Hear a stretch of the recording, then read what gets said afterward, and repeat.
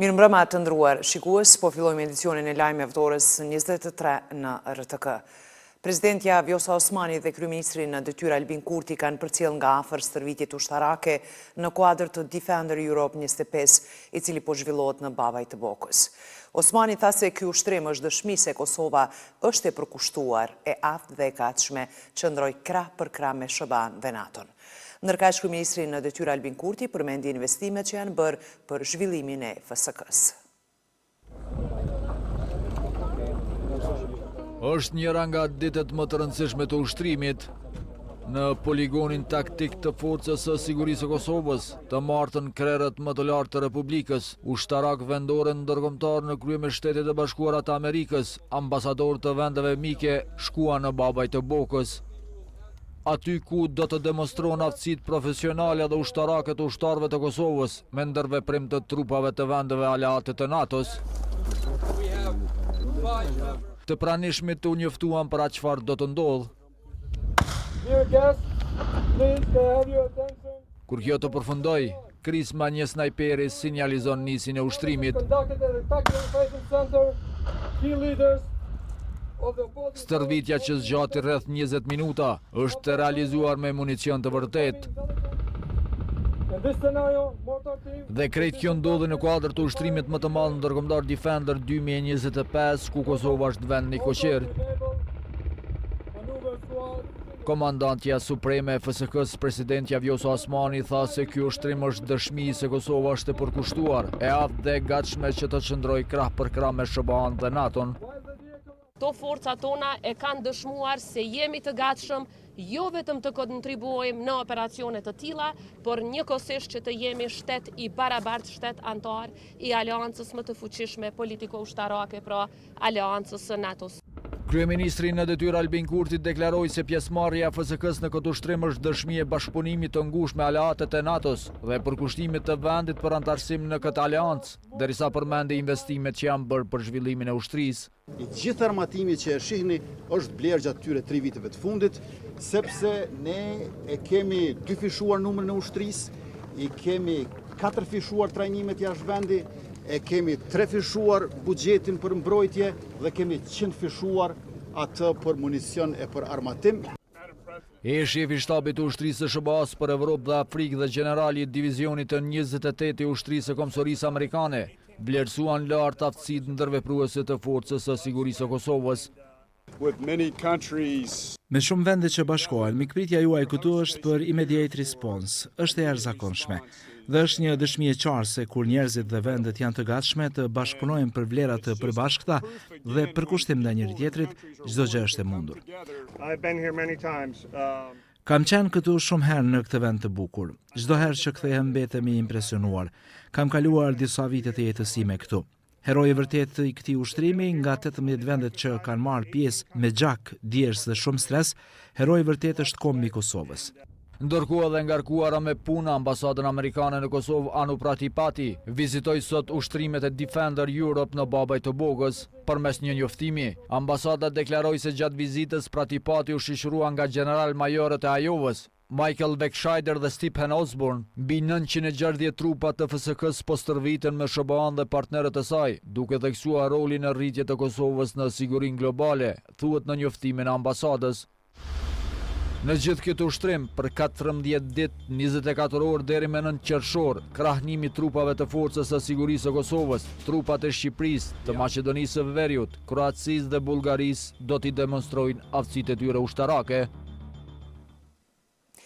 Komisionierja e Bashkimit Evropian për xherimin Marta Kos, gjatë një debatit zhvilluar në Komisionin për Punët e Jashtme të Parlamentit Evropian, ajo ka bërë thirrje edhe për formimin e shpejtë të institucioneve pas zgjedhjeve parlamentare të nënshkurtit.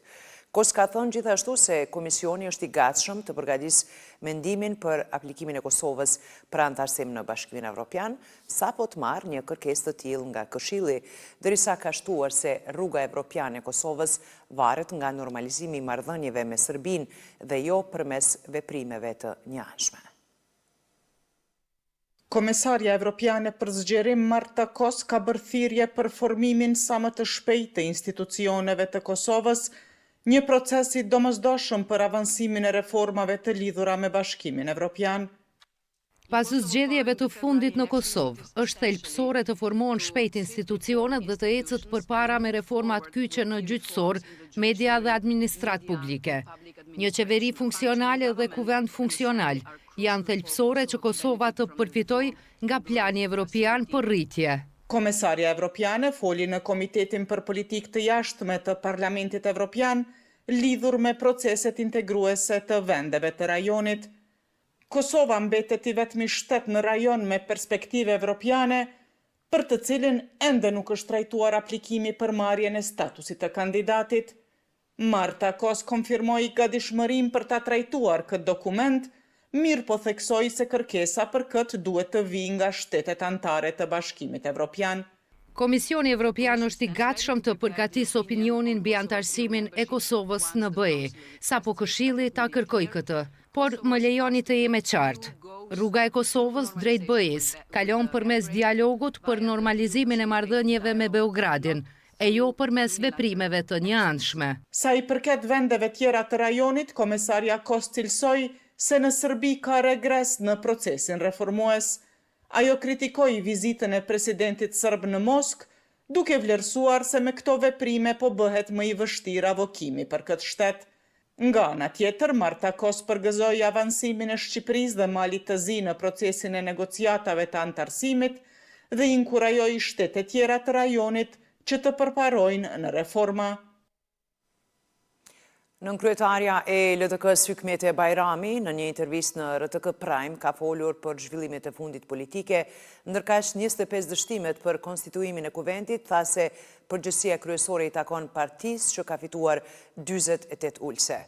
Bajrami theksoi se nuk ka asnjë deputet LDK-s që do të jepte vota Albulin Haxhiut për kryeparlamentare edhe përmes një votimit fshet në kuvent. Ndjekim pjesë të intervistës së saj. Nuk mund të thuash i kam votat për qeveri, dhe atëherë cili është problemi? Atëherë zoti Kurti nuk po i përdor këto vota për ta zgjedhur Albulin Haxhiun? Atëherë ai bie që patriarkalizmi është pikërisht ai, sepse ai votat që i ka për ta zgjedhur qeverinë e Republikës së Kosovës nuk po i vë në shfrytëzim. Votat nuk harxhohen, nëse i ke 61 vota për qeverinë, atëherë i ke 61 vota edhe për Albulin Haxhiun. Cili është shpjegimi? Domethënë pse nuk i përdoraj këto 61 vota? Në qofse i ka, atëherë ai i bie që është duke denigruar figurën e zonjës Haxhiu, sepse po i ka numrat këtu, po i thot asaj unë këtu vota nuk mund t'i përdor për të bën ty kryetare të kuvendit të Republikës së Kosovës, po i ruaj një 3 ditë pas që ta votoj qeverinë e Republikës së Kosovës. Në qoftë se këta do të nxirreshin prej zyrave të cilat i kanë okupuar, unë jam shumë e sigur që mas 48 ore më lartë do të konstituojë kuvendi. Sepse këta nuk do të rrinë. Nxirreshin? Po, absolutisht, sepse janë uzurpator. Duhet të nxirren. Si? Duhet të mos lejohen që të hyjnë në zyra. Kusht mos i lejohen? Sepse unë nuk duhet organet të drejtësisë. Prokuroria, gjyqësori, policia dhe gjithë të tjerët.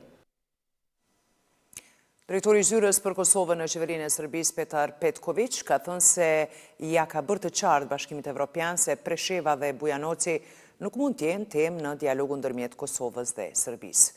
Presheva dhe Bujanoci janë çështje të Serbisë qendrore, të ligjeve dhe kushtetutës sonë dhe për këtë nuk mund të ketë asnjë lloj diskutimi në kuadër të dialogut, pavarësisht përpjekjeve të Kurtit dhe Bislimit për t'i futur këto tema, deklaroi Petković pas takimit me të dërguarin e BE-s për dialogun Peter Sorensen. Ai ka thënë se temat e dialogut janë çështja e Kosovës, pozita e popullit serb, formimi i asociacionit komunave me shumicë serbe dhe ajo që mund të bëjmë për të arritur zgjidhje kompromisi që do të sillnin paqe dhe stabilitet në Kosovë. Çështjen e Preshevës e ka përmendur një ditë më parë Bislimi pas një takimi me Sorensenin. Në ditën e fundit të punimeve të forumit ndërkombëtar të gruas për paqen dhe sigurinë që u mbajt në Prishtinë, njëra ndër temat kryesore ishte dhuna seksuale gjatë luftës së fundit në Kosovë. Pjesëmarrësit në këtë sesion potencuan nevojën që lanë viktimat e dhunës seksuale për rimëkëmbje emocionale dhe mbështetje në integrim. Deri tani në mesin e viktimave të dhunës seksuale në Kosovë janë edhe 4 burra që kanë raportuar për këtë krim të kryer nga ushtria dhe policia serbe. Ngritja e zërit të mbijetuarve si dëshmitare ka vetëm një qëllim, ndëshkimin penal të kryerësve të dhunës dhe rehabilitimin e viktimave. Kosova është shembull se si historia e viktimave të dhunës seksuale ka kaluar kufijt. 4 burra kanë raportuar dhunën seksuale pasi doli publikisht me rrëfimin e tij si i mbijetuar i dhunës seksuale gjatë luftës Ramadani Shore. Aja dita po është shumë e rëndë. Se të na me të po dikush që jetu hinë në organizat, të isha më kishin, para gjykujnë shumë, po me gjithat vendosa dhe komi. Panelistët potencuan nevojën e viktimave të dhunës seksuale për rimëkëmbje emocionale dhe mbështetje në integrim. Se edhe Ukraina, edhe vendet tjera që po përballen me krime dhune seksuale, nëse nuk e trajtojnë me kohë këtë krim të heshtur, pasojat janë afatgjate, nuk janë vetëm të gjenerata e parë edhe të familjarë që kanë qenë prezent. Fatkesisht edhe fëmijët të cilët do lindin më vonë, do jenë bartë këtyre traumave. Pra trauma po bartet në përbreza. Prandaj, ne si shoqëri kemi qenë pak të vënuar. Historinë e saj si e mbjetuar e dhunës seksuale nga oficerët e inteligjencës ruse e ndau edhe ukrainësja Alisa Kovalenko. Në nivel ndërkombëtar, ajo që ka na brengos shumë është fakti që mekanizmat e të drejtës humanitare janë shumë të ulta ka shikti të merri. Në muajt e kaluar kemi parë këtë cirkun me marrëveshjen për paqe dhe nuk përmendet drejtësia aty dhe pa drejtësi po e legalizojmë këtë problem. Zonja Presidente, është një nder i jashtëzakonshëm për këtë ftesë që na është bërë edhe për neve, ka qenë vërtet një privilegj i madh që të jemi këtu të gjithë bashkë. Për ta parë pak botën tani nga Forumi ndërkombëtar për gratë, paqen dhe sigurinë që shënoi edicionin e 3 në Prishtinë organizohet në patronazhin e presidencës. Sheqer dhe ylber me shumicë.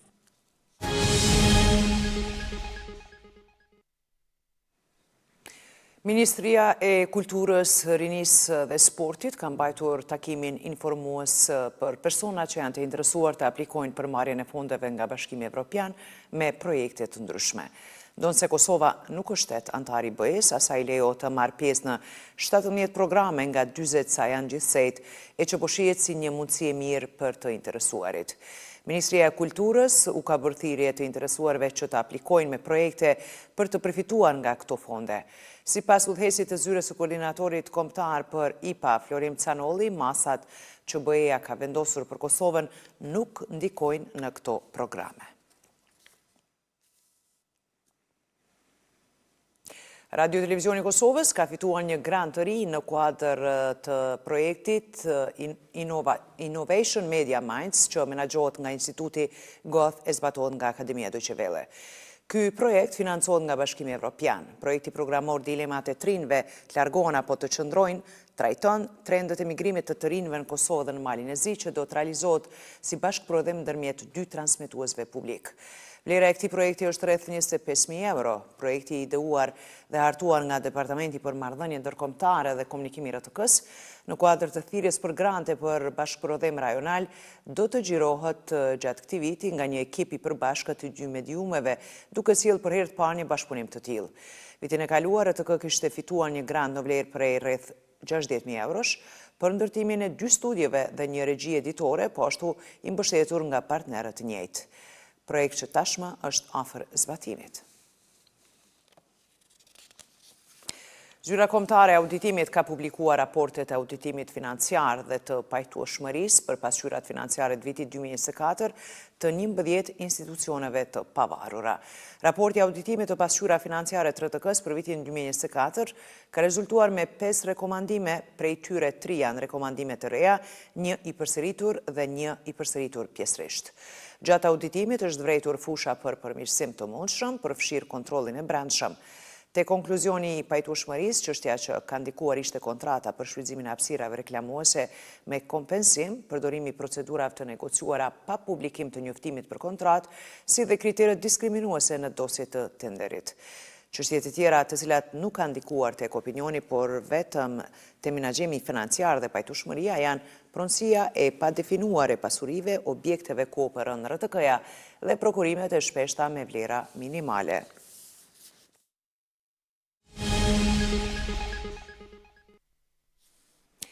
Policia ka zhvilluar një operacion në 3 rajone kundër trafikimit me substanca narkotike dhe krimeve kibernetike. Gjatë këtij operacioni janë arrestuar 22 persona të cilët lidhen me vepra për trafikim të narkotikëve dhe krim kibernetik. Operacioni koduar Qielli i Thyer u mbështet nga një shkëmbim efektiv i dhënave me autoritetet e Belgjikës, Francës, Holandës dhe të Europolit me koordinim ndërkombëtar policor, ndërsa u drejtua nga prokurori i Prokurorisë Speciale të Kosovës, i cili ishte i pranishëm gjatë realizimit të urdhër kontrollit, thuhet në njoftimin e policisë. Ky operacion, thuhet tutje në komunikat, është rezultat një hetimi gjatë kundër grupeve të krimit të organizuar që janë marrë me trafikim ndërkombëtar të narkotikëve, pastrimin e parave dhe formave të tjera të krimit të organizuar.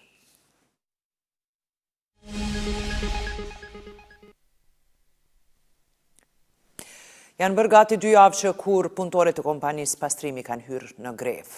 Ata nuk po heqin dorë nga kërkesat e tyre, derisa nga komuna insistojnë se nuk kanë borxh ndaj kompanisë, kurse nga pastrimi po thonë se në momentin që paguhet borxhi atëherë edhe mund të vazhdojnë operimin që e kanë ndalur.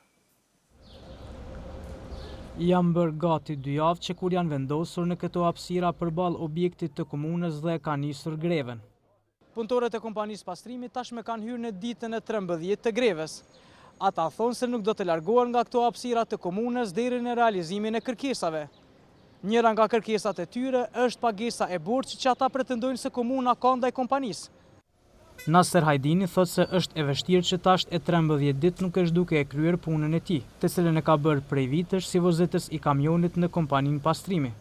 Jam vozitës në kompani, edhe shumë e vështirë kur ti pash kamionat këtë duke najtur, edhe na duke najtur. Ardian Krasniqi, përfaqësues i punëtorëve grevist, po kërkon zgjidhje nga komuna e Prishtinës për tejkalimin e situatës. Kur ki harxime me kamiona, se këto kanë harxime, naftë, mekanika, prishjet, gjitha june aty, rrogat, e ti shërben 5 muaj e nuk paguash. Drejtori i shërbimeve publike insiston në atë që nuk kanë asnjë borxh ndaj kompanisë, derisa thotë se pastrimit i është dhënë kontrata shtesë për pastrimin e hapësirave publike nga mbetjet sipërfaqësore ku nuk ka nevojë për mekanizëm. Ne kemi dhënë një kontratë shtesë për pastrimin e hapësirave publike nga mbetjet sipërfaqësore ku nuk ka nevojë për mekanizëm. Kjo ka qenë ideja, do thotë kemi dashur fokusin ndërmarrjes pastrimit jetë prapë në projekte ambientale, mirë po aty ku mund të jap kontribut pa pas nevojë për mekanizmin të cilin fatkeqësisht nuk e ka.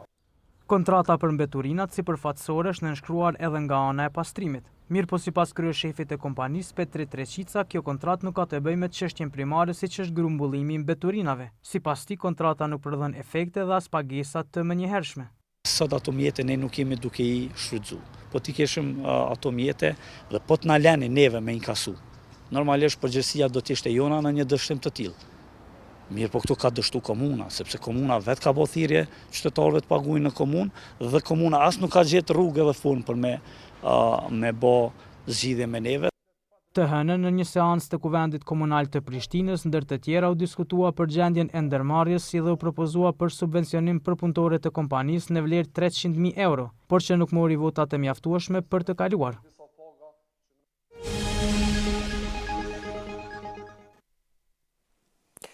Rreth 30 palestinez janë vrarë derisa po shkonin drejt një qendre humanitare për të marrë ndihmë. Ushtria izraelite ka shtënë drejt tyre nga tankët e dron e helikopter.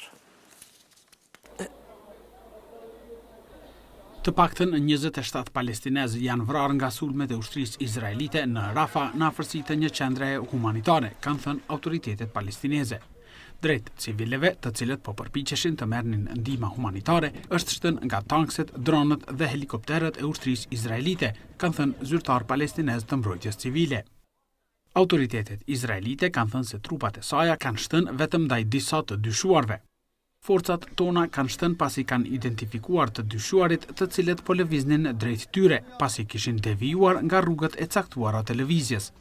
Në një deklarat, forcat mbrojtëse të Izraelit kanë thënë se ata nuk po i pengonin civilet që të shkojnë drejt qendrave shpërndarëse të ndihmave. Të shtënat paralajmëruese drejt disa të dyshuarve, të cilët po lëviznin drejt forcave tona në atë mënyrë që përbënin kërcënim për ne, ishin shtënë rreth 500 metra larg nga qendrat shpërndarëse të ndihmave, thuhet në deklarat. Shpërndarjen e ndihmave në rripin e Gazës, kohë më parë e ka marrë ajo që po njihet si Fondacioni Humanitar i Gazës, grup ky i mbështetur nga Izraeli dhe Shtetet e Bashkuara të Amerikës, që qëllim ka zëvendësimin e agjencive të OKB-s dhe organizatave tjera për shpërndarjen e ndihmave. Ky fondacion po i detyron civilët apo po kërkon nga ata që të shkojnë tek qendrat shpërndarëse që ndodhen në zonat nën kontroll të ushtrisë izraelite. Kaq për këtë edicion informativ të nderuar shikues, në emër të ekipit realizues unë ju falenderoj për vëmendje dhe ju lë me programin e RTK-s në vazhdim. Vazhdoni të na pëlqeni, ndihni edhe në rrjetet tona sociale. Mirupafshim.